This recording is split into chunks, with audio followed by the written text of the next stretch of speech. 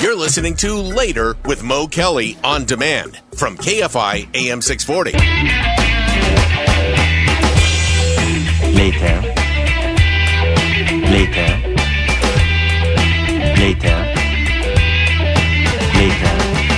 KFI AM 640. It's Later with Mo Kelly on this Friday night. We're live everywhere on the iHeartRadio app. It's now time for Friday Nights with Nautica de la Cruz. Well, thank you so very much. Happy Friday. All right. Well, today is a day that we are going to talk about Freak Beats Records. So I got to go to Freak Beats Records, which is in Sherman Oaks. Excuse me? What was that? Freak Beats Records. Freak Beats Records. Yes. Steph, we were supposed to play The Freaks Come Out at Night, but there we go. There we go. Thank you, Freaks Steph. Come Out. Come on. By Houdini. Yes. Are you going to start rapping? I could do it, but this is your time. Okay, thank you. Hut one. All right, well, I went to go check out Freak Beats Records, which is at 13616 Ventura Boulevard in Sherman Oaks. And, you know, vinyl is back and it's here to stay. So vinyl records are experiencing a significant revival due to a combination of nostalgia, superior sound quality, and the collective nature of physical albums. The revival is supported by a growing number of artists releasing new albums of vinyl, further fueling its popularity among both older generations and younger listeners discovering the format for the first time. Freak Beats Records in Sherman Oaks is absolutely a treasure box for music enthusiasts, offering a eclectic mix of vinyl records, CDs, memorabilia that caters to all the tastes. Now, the store has a very vibrant, vibrant vibe, and it also has a great collection of classic rock, jazz, hip hop, standard, which I love too. But yes, you probably didn't think I like standard, but I do. Each visit promises a new discovery as the inventory is meticulously curated and regularly updated to reflect both time, classics, and contemporary releases. The ambiance is warm, it's inviting, with the subtle hum of a background music enhancing the browsing experience. The heart and soul of Freak Beats Records is a passionate owner. His name is John Smith. He's been the owner for quite some time, and he loves different kinds of music. His journey began a lifelong collector and a connoisseur of vinyl, and eventually he culminated into opening Freak Beats Records. His deep knowledge of enthusiasm for music are evident of his interactions with customers, and he's always ready with a recommendation or an education about a particular record. And I could tell you for a fact that if you ask him about a certain artist, he could talk to you for days. And then you have to look at your time and go, well, thank you, John. I really do appreciate it. John's dedication to fostering sense of community among music lovers has made Freak Beats Records a beloved local landmark and a go-to destination for those seeking both rare and popular finds. I don't know if you remember, I'm sure you do remember because you are going to say yes. So I found the Fame album for 99 cents and the Best of Sade for $22, which I actually bought. And if you look under the dollar bin section, you could find some amazing gems. I found Fame for 99 cents, like I said. Question. Now, yes. These are used and being resold, new prints or... All of it. So there are bins where they are $1, and there are other bins that are like $3.99, and then there's like Sade. I bought absolutely brand new because somewhere in my move from my old house to my new place, I lost it. I think somebody five-fingered it, but I got a new one for $22. So I was very happy about that. Wow. It is a really great spot. If you like vinyl, you collect vinyl, if you're looking for something particular, and if they don't have it, John will order it for you. So you definitely want to stop by Freak Beats Records, 13616 Ventura Boulevard in Sherman Oaks. And it's open 7 days a week, but it's only open from 12 to 6. Their website is freakbeatsrecords.com. And also John has, sometimes they have, mini concerts. They have, where they do, what do you call it? Like you try out new instruments. Yeah. And you could also listen to records, not the ones that are closed, but some of the records that are open.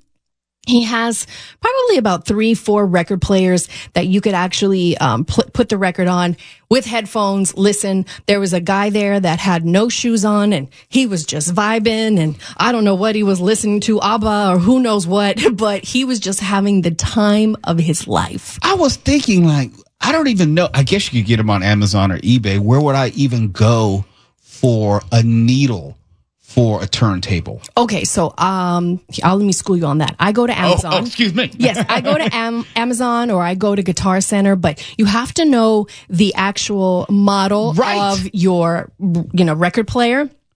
You could always bring the sample. Techniques. Let's just say techniques. Techniques, yes. You could find them anywhere. You could actually find them on Amazon, or you could go to Guitar Center. Sometimes Sam Ash has them. So, you could get them pretty much anywhere. Okay. I find that it's less expensive to get them on Amazon, but because I know for sure what needle it's going to take. But you know what? 1200s. Right. I'm just showing off here. That's all. Okay. Right. There you go. But I want to say something, Mo, is that there were young people in the store, and I was, I remember, I don't know if you remember, but when I grew up in New York, there was an album that I wanted, the Run DMC album, Raising Hell? Thank you. Showing off still. Yes, we are. 50 years of hip hop here. But I got in line and I waited at the record store to get this record, which I can't remember how much it was back then. But the fact that this new generation is loving vinyl, it's like, for us, it's like, oh, okay. We used to collect those. We used to get the 45s, sure, but it's, do they still sell 45s? Yes. And if you look in the dollar bin, you could probably find some. People may not. Okay. We got to explain it for people. Okay. Yes. The larger records, those are 33 because that's the speed in which the revolutions will be played. 45, the same. It's just smaller, and you have a spindle you have to put in the center. Yes. Remember the yellow spindle? Yes, I do. Those are hard to come by, but you could also get those on Amazon as well. But what I was going to say is that I love the fact that this new generation is liking everything that we liked from the 70s, from the 80s, and even from the 90s. You know what I mean? And it's nice that that vinyl is coming back, and it's nice to feel that nostalgia of the sound of when you would, it's a really bad sound, but when you would put the needle on the record. Yeah. Put the needle on the record and it goes like this. Okay. But I thought about this for many years, and yes, this is what I think part of it is. I think people listen to hip hop and then they find out or discover the source of the music where the sample comes from, and then it opens their ears and their minds to a wider appreciation of music. And then they start discovering the actual vinyl. Yes. Yes, they do. And I think that's amazing because there is, I don't know the name of the book, but there is a book of where all the samples of almost every hip hop song came from. And there's like Q-Tip. He's an Einstein when it comes to people sampling certain music, and it goes back to like the early 1920s or even the 1940s. And one of the things whole acid jazz movement. Yes, and one of the things I love about him too is that I love standard music, and not too many people are really in tune with that unless you grew up. Your grandparents played it, then. It was something that you got accustomed to. My parents, their grandparents, my parents, yes. Correct, yes. But it is a really cool place. I will say it is on 13616 Ventura Boulevard. It is a really small shop, but it's very deep. And if you don't have records, you don't collect records, you've never collected records, this is the time, because now you could find them for even less than $1. So a great place to stop by. Also, check out their website, freakbeatrecords.com. Sometimes they have listening parties. They have, some Q&A. They have new releases. So it's a really good spot. And, just start a collection, even if it is a 45. Very quickly, before we go to break, did you get to see any of the Olympic breaking today? No, sir, not at all. You didn't miss a damn thing. It's later with Mo Kelly. When we come back, we have the Hidden Gem with Nautica De La Cruz. KFI AM 640 live everywhere on the iHeartRadio app.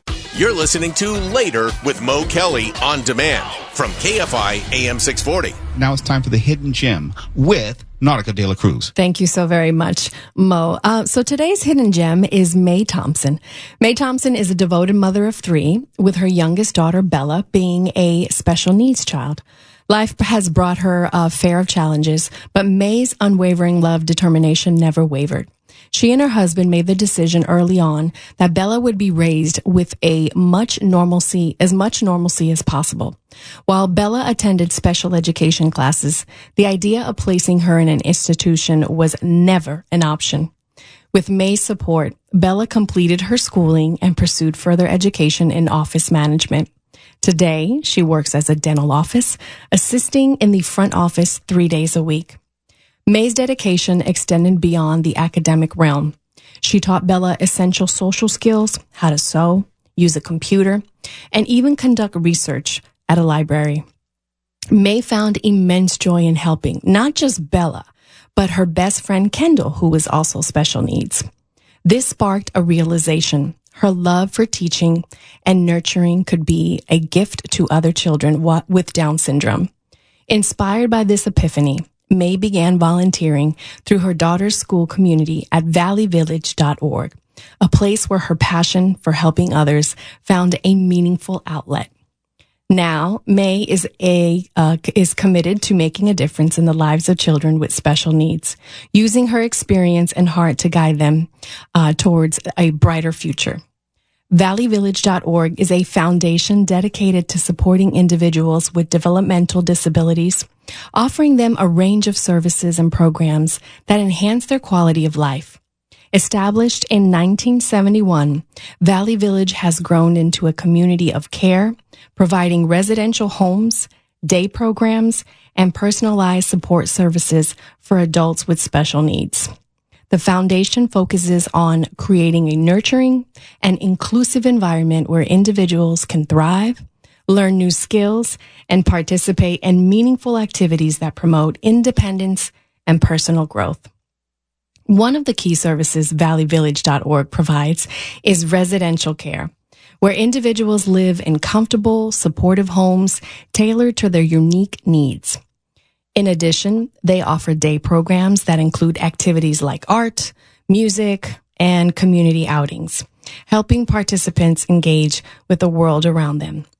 Valleyvillage.org also provides specialized health services, ensuring that each individual receives the care and attention they need to live a fulfilling life. The foundation's mission is simple: to create a supportive community where people with developmental disabilities can lead a happy, healthy, and meaningful life. I want to say thank you to Mrs. May Thompson for sharing her story. I also think she's very valiant. She never gave up, and she's very admirable. And I speak on behalf of my sister Katie, who is a special needs child. And though she wasn't part of valleyvillage.org, she was in a similar community in Jacksonville, Florida. And being able to get an education and learn a trade that fits one's comprehension is valuable. So if you would like to participate, donate your time or donate or volunteer, I would love for you to visit valleyvillage.org. That's valleyvillage.org. I always look at the angelic nature of adults who have enough room in their heart to do more than the rest of us when it comes to kids with special needs. You may know Tuwala works with young people with special needs. Correct. And the stories that he tells me of how much time and consideration and attention that the students require, but also how rewarding it can be. And seeing these young people grow into adults and being able to take care of themselves. It requires a lot, and it's not for everyone. So I was listening to you talk about valleyvillage.org, and it's just another one of those, to use your phraseology, hidden gems where I think they should be more publicized definitely. And more celebrated, because the work that they do, a lot of folks do not see, and they don't get the adequate appreciation or support. Yeah, you know what? And I have to say that I love the fact that there is, as it is called Valley Village, it does take a village to raise someone with special needs, and it is hard.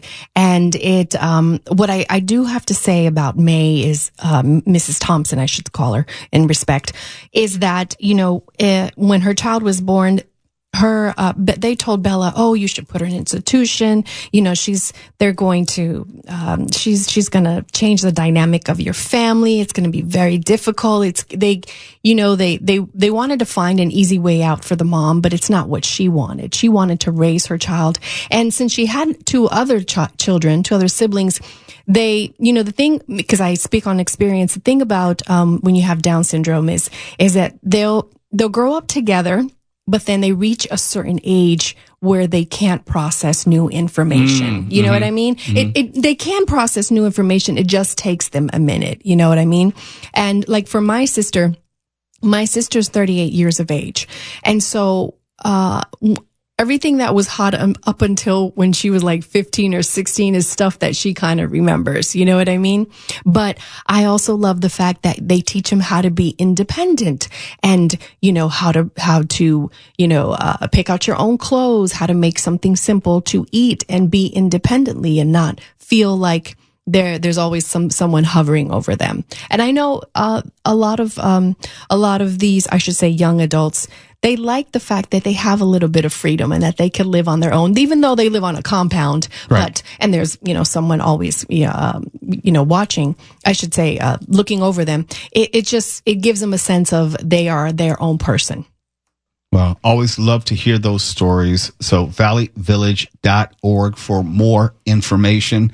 Nautica de la Cruz, it's always good to see you. Thank you. You look vibrant tonight. Is special occasion? We're going to, I don't want to say the basketball player. Who's we're? Oh, my best friend Jennifer Werber is here, and we're going to I would say an NBA player's, little studio soiree kind of thing. So you have like famous friends. I have a few, just maybe like 2 or 3. So you just had to throw that. Did you catch that, Stephanie? Just throwing it out there like, yeah, I got some baller friends. I'm dressed up because I'm getting ready to go to the hottest party in Southern California tonight. Does it give it away because I'm wearing red lipstick and I never wear red lipstick? Is that? Because that's what Steph told me. No, all I know is it's, it's summer. You got your arms out. And I said, someone's getting ready to do something tonight. Well, I wish I could say it was a hot date, but she's my hot date. Look, it's only 8:30. Maybe I should text you like 11:30. So did it turn into a hot date? But thank you. And you have a wonderful weekend. And thank you for always having me here. Absolutely. You're listening to Later with Mo Kelly on demand from KFI AM 640. Now on Later with Mo Kelly, Mark talks about movies and TV, pontificates about pop culture. Rahner Report with Mark Rahner. Mark Rahner right now. Mark Rahner right now. Mark Rahner right now. Report with Mark Rahner. KFI AM 640. It's Later with Mo Kelly. Now it's time for the Rahner Report with the Mark Rahner. A new video game movie adaptation's opening, Borderland, as well as a Blake Lively romantic drama. So this seemed like a good week to stay home. Instead, we're going to talk about the 4th and final season of The Umbrella Academy on Netflix. But this isn't a consolation choice. I think I actually let out a little squeal when I saw it was posted. It's been a terrific show from the start, and they've given it a good, satisfying ending. Here's a bit of the trailer. Hello? Don't hang up. Victor. Ben, just listen. There's something happening to you. And it's only gonna get worse. You're on pace to end the world in about 48 hours. 24, actually. Now come on to this tragic affair. Wipe off that makeup, what's in is despair. We want to show you something. The world we live in is one big phony baloney lie. That tentacle boy is the key to understanding all the timelines. So gather round, piggies, and kiss this goodbye. I'd encourage your smiles. I expect you all cry. So the world's ending again, huh? God, that's tragic.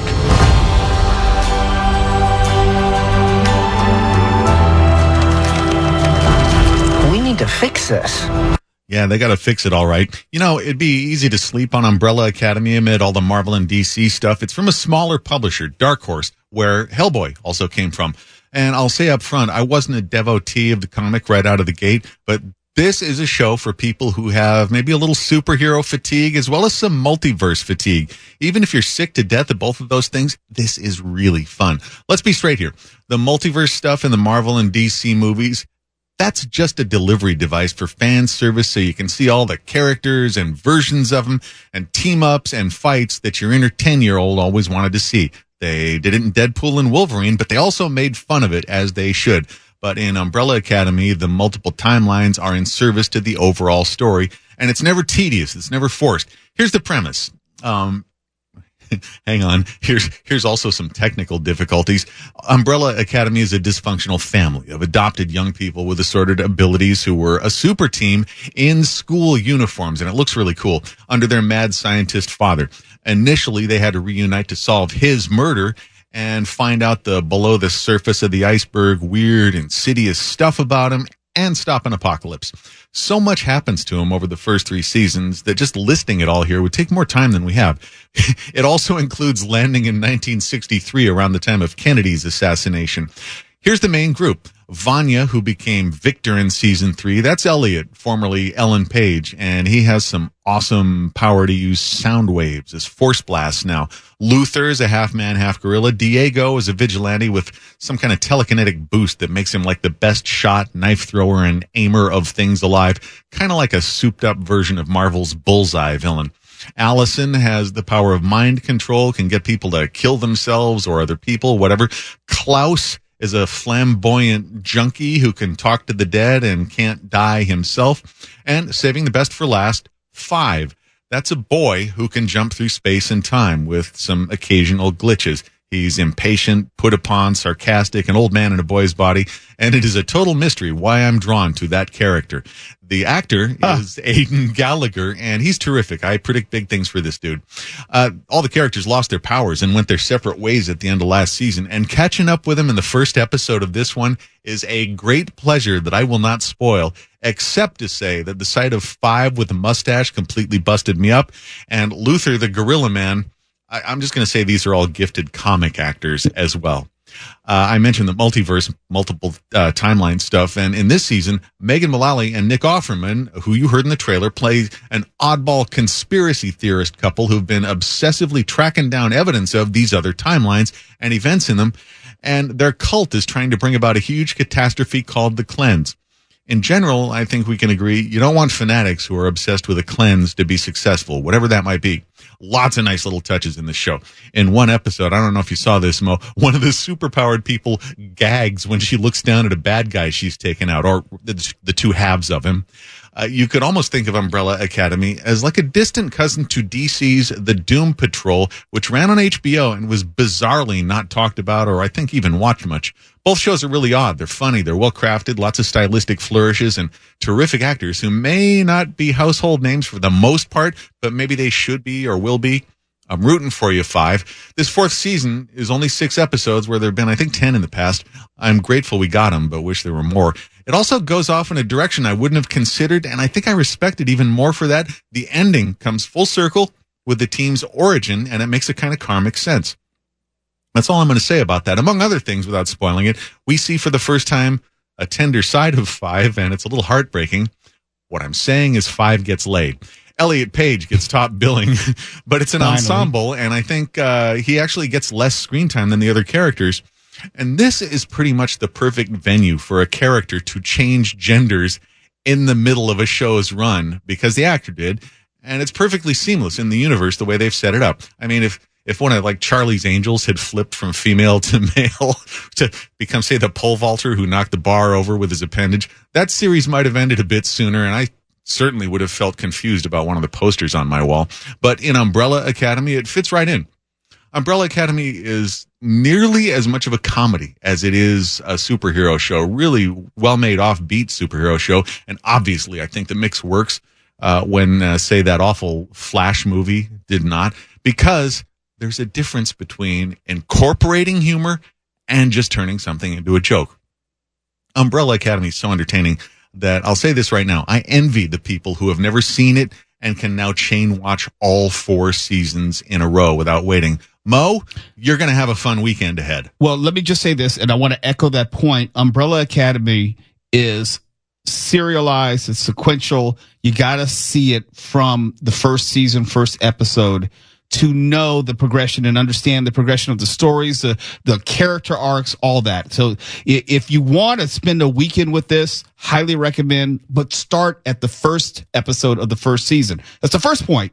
And also you mentioned Doom Patrol, and you think like, why should I watch Doom Patrol? I would say that if you're a Brendan Fraser fan, watch Doom Patrol, because I believe that started the rejuvenation of his career. Yeah, and if you're a fan of Brendan Fraser swearing inventively and enthusiastically, you're going to love that show especially. I don't know why people slept on Doom Patrol. I think part of the reason is because they had a kind of a long, delayed, truncated middle season because of COVID. And you don't need to know anything about it because they tell you and explain everything to you in the beginning. Timothy Dalton is also in it. He's underrated, his performance. There's a lot of good stuff in Doom Patrol. But just like a lot of things with DC, it wasn't marketed correctly. It was kind of buried. And to your point, there's a lot of time in between seasons. But now it's a great time to just start at the beginning and see all the episodes, and you can just binge them. You don't have to wait for anything. Yeah, since you mentioned Timothy Dalton, you can actually draw a real strong comparison between his character in Doom Patrol and Dad. And the dad, Mr. Professor Hargreaves in this show. They're essentially the same character. They're just what the English would call a right bastard, with lots and lots of secrets that are found out throughout the course of the show. But the character is still super interesting right up to the bitter end. You must see the show. And Mo did mention watch it from the beginning. Also, even if you have watched it from the beginning, don't skip the recap at the beginning of the show. You need the recap. Yeah, you need the recap. I needed the recap. How far have you gotten, Mo? I'm on episode 2. Were you tittering throughout the whole first episode? Oh yeah. It was just that I started watching it last night after work, and I said that was a bad idea. This isn't one you want to be nodding off on, because I'm not kidding.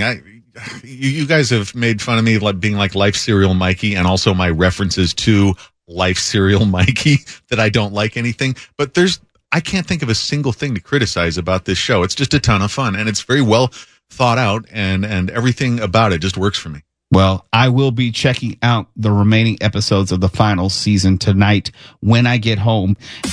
You're listening to Later with Mo Kelly on demand from KFI AM 640. The Fugees, Killing Me Softly. It was the immensely popular remake of the Roberta Flack song. It launched the group, the Fugees, into superstardom. An offshoot of that was Lauryn Hill, who came out with her solo album, The Miseducation of Lauryn Hill, and she became a superstar in her own right. Well, the Fugees allegedly, and I say allegedly, I don't know if this tour was ever real, was supposed to get back together, get the whole gang back together, supposed to have a nationwide tour, but it was called off this week, according to low ticket sales. Lauryn Hill has a history of not showing up for concerts, showing up 3 and 4 hours late, and blaming the audience for whenever she shows up later, doesn't feel like singing. And she didn't miss a beat. She did it again. She says that the Fugees tour was called off due to low ticket sales, and the low ticket sales were because of the media sensationalizing her canceled shows and her behavior last year. So it's the media's fault. The media is responsible for everything. The media is responsible for COVID. The media is responsible for the presidential dysfunction. The media is responsible for everything. Look, no disrespect to Miss Lauryn Hill. Can I love her music? I don't know. Love the Fugees. I went to a show to see the Fugees perform in Hollywood. They had blocked off Hollywood Boulevard, had a huge stage up, and this might have been was on Cahuenga. I'm trying to remember what show, but whatever. It was in Hollywood, and the show was set at 8. By the time they all hit the stage, it was like 10:30, almost 11, and they didn't even get to do a full show because hello, you missed your time, right? So that was my first time experiencing the lateness, the epic lateness of Miss Lauryn Hill. that is something that has continued and followed her throughout her career. And I know she wants to assign it to her artistry. And, basically when I show up on stage, it is a gift to you. That's what she said. Yes, she said that. She has said that. She said, this last time she had to call off some shows. It was a bunch of personal things, health, this, that, and everything. Okay. I can tell you for a fact, when this show went on sale, not the media, but quote unquote black Twitter, everyone was like, sure. No one is falling for it anymore. I'm sorry. If I was doing a show, if I'm producing a concert, I would not put Lauryn Hill on as my headliner. She would have to be someone who just shows up in the crowd, goes, oh my God, Lauryn Hill showed up. You cannot bank on someone because, again, Mo, you and I, we've produced concerts. Yep. You know what happens when you get into overtime, paying those union fees? Yep. No, sir. No one's trying to do it. And also, there's a certain guarantee that you have to give the venue. Let's say it's, 4,000 tickets or whatever. There's a minimum guarantee for the venue. And if you're not looking like you're going to make the guarantee, well, then you're going to just have to cancel the concert. You have to cut your losses while you still can, because there's a drop dead date. You can't, you have to do it by a certain time because the venue is holding that date. And some of the previous shows that did sell, I believe she had a variety of opening acts which supported the need to show up. This time, unfortunately, it was just her and the Fugees, allegedly, because we know Pras. We don't know if Pras is traveling like that. Well, we don't know if Pras is going to be in jail or not. Right. We don't know Wyclef showing up. Okay, sure. But it was her supported by some of the Marleys, some of her in-laws. And it's like, I don't know if the bill was exciting enough to support a nationwide tour. Nationwide with a headliner who notoriously shows up 3 hours late. If she shows up at all. Come on, Miss Hill. Keep it 100. Yeah. As the kids say. All I'm saying is no one should have been surprised that tour was canceled due to low ticket sales. I think no one should be surprised that she blamed the fans and the media for the tour being canceled. And no one should be surprised that this probably will be the last time that you'll ever see the Fugees or Lauryn Hill touring. But speaking of music concerts, it's now time for your final opportunity to get one of these last two pairs of Australian Pink Floyd tickets before we go to break. We'll choose callers number 7 and 8. Callers 7 and 8, if you would like the last two pairs of our final two pairs of Australian Pink Floyd tickets for their August 14th performance next week at the Orpheum here in LA. Callers 7 and 8. The tickets, the last two pairs, the tickets are yours. The last two pairs of Australian Pink Floyd tickets. It's Later with Mo Kelly. KFI AM 640. We're live everywhere on the iHeartRadio app. Free-range, non-genetically modified, handcrafted, artisanal, gluten-free, stimulating talk. KFI. And KOST HD2. Los Angeles, Orange County. Live